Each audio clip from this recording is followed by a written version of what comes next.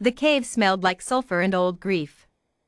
Ethan Cross had been mapping the Ashvale Mountains for 3 weeks, hired by the Cartographers Guild to chart cavern systems that most sane people refused to enter.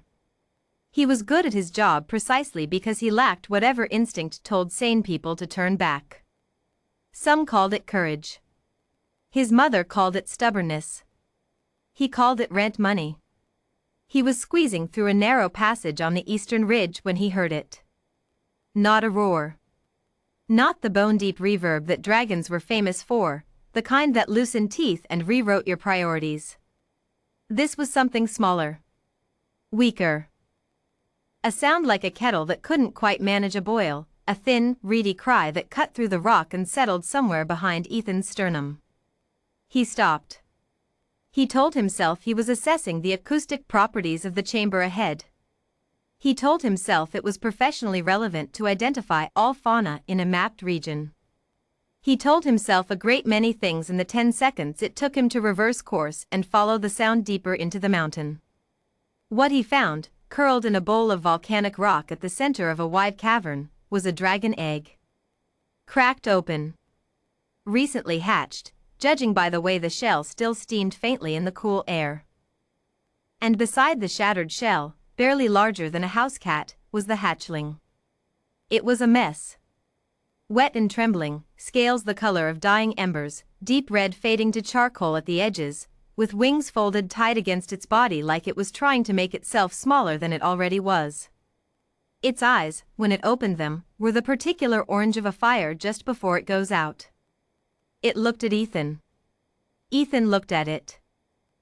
He knew, he absolutely knew, that adult dragons nested in territories spanning dozens of miles, that hatchlings were never abandoned unless something catastrophic had taken the mother, and that a lone human crouching in a cave with an orphaned dragon was statistically unlikely to have a pleasant afternoon.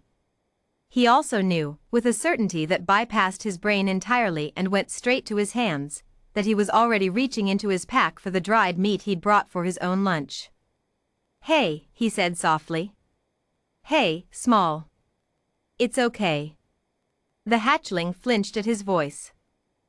Then, very slowly, it lifted its head and made that sound again, the thin, desperate cry of something that had just discovered the world and found it terrifyingly empty. Ethan Cross, cartographer, pragmatist, and reportedly unsentimental man, sat down cross-legged on the cave floor and held out a strip of salted venison. "You hungry?" It took 40 minutes before she crept close enough to eat from his hand. He named her Ember before he'd consciously decided to keep her, which probably said everything about how that decision had actually been made. She was wary at first, skittering back whenever he moved too quickly, puffing thin ribbons of smoke when startled, but hatchling dragons, he discovered, were also desperately, achingly social creatures. She'd been alone for what he estimated was no more than a few hours, and she was already starving for contact in a way that went beyond food. She wanted warmth. She wanted sound. She wanted something breathing nearby that wasn't the mountain itself. He stayed the night in the cave. He told himself it was because moving her in darkness was inadvisable. He fell asleep with 4.5 pounds of dragon curled against his neck, radiating heat like a coal that had decided to become a pet. In the morning, he looked at his map contract, looked at Ember, and sent the guild a message explaining he'd encountered extenuating circumstances and would require an extension. The weeks that followed rewrote Ethan's understanding of what his life was. Ember grew fast, hatchling dragons always did, burning through fuel at a rate that required Ethan to renegotiate his entire budget around raw meat and high-calorie provisions. She learned his routines before he did, positioning herself at the cave entrance each evening to watch for his return, her tail tracing agitated circles until she spotted him on the ridge below. She communicated in a layered vocabulary of chirps, growls, smoke signals, and what Ethan eventually recognized as deliberate mimicry of his own tonal patterns. When he was frustrated, she produced a low grumble that matched his pitch exactly and blinked at him slowly, as if to say, "Yes, I see you. I'm doing it too. Feel hurt?" She was extraordinarily intelligent. All dragons were, the scholars said, but the scholars had never raised one, never watched one figure out that Ethan always checked the Eastern Passage first on his surveys and positioned herself on his return path like a very small, very smug ambushed predator waiting to be celebrated. The moment that broke him, the moment he admitted to himself that this was not a temporary arrangement, came 6 weeks in. He'd returned from a difficult survey, a collapsed tunnel, a close call with a rockslide, a bruised shoulder and a gash along his left forearm that he'd bandaged badly. He was tired and in moderate pain and not particularly good company. Ember met him at the cave entrance as always. She took one look at his arm, at the dark stain through the bandaging, and went very still. Then she made a sound he hadn't heard before, low, continuous, almost a vibration rather than a vocalization, and pressed her head carefully, deliberately, against his chest. He stood in the entrance of that cave, in the gray afternoon light, and she held that contact for a long moment. Just that.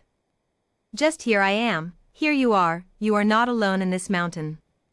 He said nothing for a while. Then he sat down on the stone floor, and she climbed into his lap, all of her, as much of her as could fit, awkward and overlapping and thoroughly undignified, and he put his good arm around her and they stayed like that until the light changed. 2 months later, a pair of Dragon Authority officials arrived. They were polite about it, which made it worse. They explained that hatchlings without registered guardians fell under Crown custody. That dragons raised by humans developed behavioral irregularities. That there was a facility in the lowlands, well-staffed, where Ember would receive proper draconic socialization. Ethan listened carefully. Then he said, "She called me Dad." The officials exchanged a look. "Sir," the younger one said, "dragons don't." 3 weeks ago. He folded his hands on the table between them, they'd insisted on coming inside, and Ember was watching from the corner, very still, tracking the strangers with burnt orange eyes. She heard one of the mountain children in the valley calling for their father. She looked at me. Then she used the same sound, pointed at me. She's done it 11 times since. I've been keeping count. A long silence. The regulations? I'm aware of the regulations. Ethan pulled a document from under the table. He'd had 2 months. He'd used them. Guild contacts. A sympathetic magistrate in the Western District. A precedent from 40 years ago involving an orphaned wyvern and a beekeeper who'd successfully argued guardianship under the Abandoned Creature Compact. I've filed for provisional guardianship under Section 7, Paragraph 4. I have a response pending, but my attorney advises that the filing itself creates a hold on any transfer until it's adjudicated. The officials looked at the document. They looked at each other. The older one looked at Ember. Ember looked back at her with the calm, steady attention of a creature who understood that something important was happening and had decided to trust the human in the room to handle it. The official's expression did something complicated. "She's clearly bonded," the younger one said quietly. "Yes," said Ethan. "She is." The guardianship was approved 4 months later. There were conditions. Quarterly assessments, registered flight routes once Ember was large enough to fly, mandatory safety protocols when operating in populated areas. Ethan agreed to all of them without hesitation. He'd already built half of them into his own routine before they were required.